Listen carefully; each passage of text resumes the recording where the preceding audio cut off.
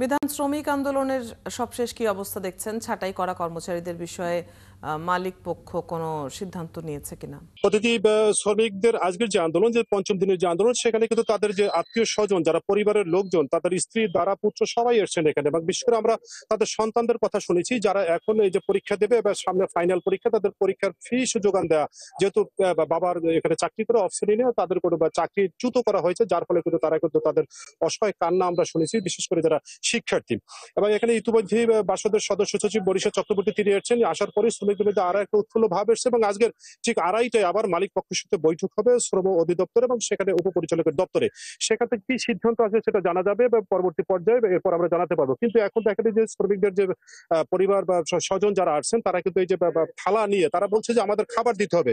এবং এই নিয়ে অতিথি আমি একজন শ্রমিকের কন্যার কথা শুনবো। তুমি কোন ক্লাসে পড়ো এবং কি অবস্থা তোমার পড়াশোনার, এবং তোমার বাবার তো চাকরিচ্যুত হয়েছে, এখন কি অবস্থা, পরিবার কেমন চলে?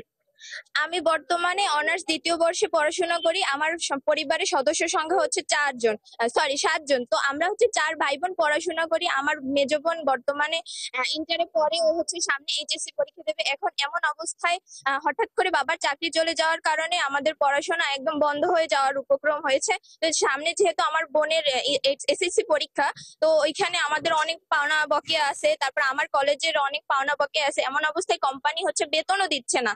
তো এখন হচ্ছে এই টাকার উপরে নির্ভর করতে হয়, যেহেতু আমার বাবা একজন কর্মরত, এখানে একজনই, ওনার টাকাতেই হচ্ছে আমাদের সংসার চলতেছে। তারপরে বাসায় হচ্ছে বাজার সদাই কিছুই নাই। তো আমরা বিগত অনেকদিন যাবতই হচ্ছে একটু দুর্ভোগের মধ্যে আছি।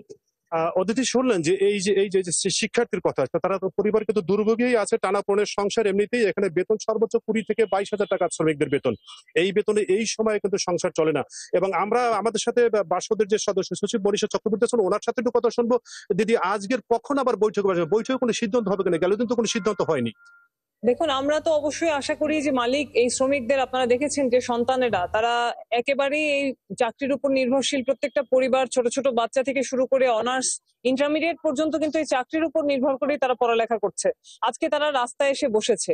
এই চিত্র দেখার পরও যদি মালিক পক্ষ তাদের সিদ্ধান্ত না বদলান, তারা যদি অনড় থাকেন, তাদের জেদ করে তারা আজকে এই 500 শ্রমিকের জীবনে এরকম একটা ভয়ঙ্কর পরিস্থিতি তৈরি করতে চান, তাহলে আমরা মনে করি যে এটার ফলাফল আসলে কোনো দিক থেকেই ভালো হচ্ছে না।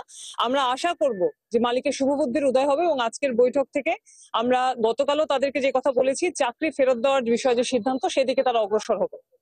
আপনি শুনলেন যে মনীষা চক্রবর্তী উনিও চাচ্ছেন আজকের যে বৈঠক হবে, সেই বৈঠকের মধ্য দিয়ে যাতে শ্রমিকরা তাদের চাকরি ফিরে পেতে পারে, তাদের যে দাবিটা, তাদের যে 5 দিনের যে অনশন কর্মসূচি, তারা যে এখানে আছেন, এখানে তাদের কারখানার সামনে, কারখানা বন্ধ, তার সামনেই তারা এখানে রাত দিন কিন্তু এখানে অবস্থান করতেছে।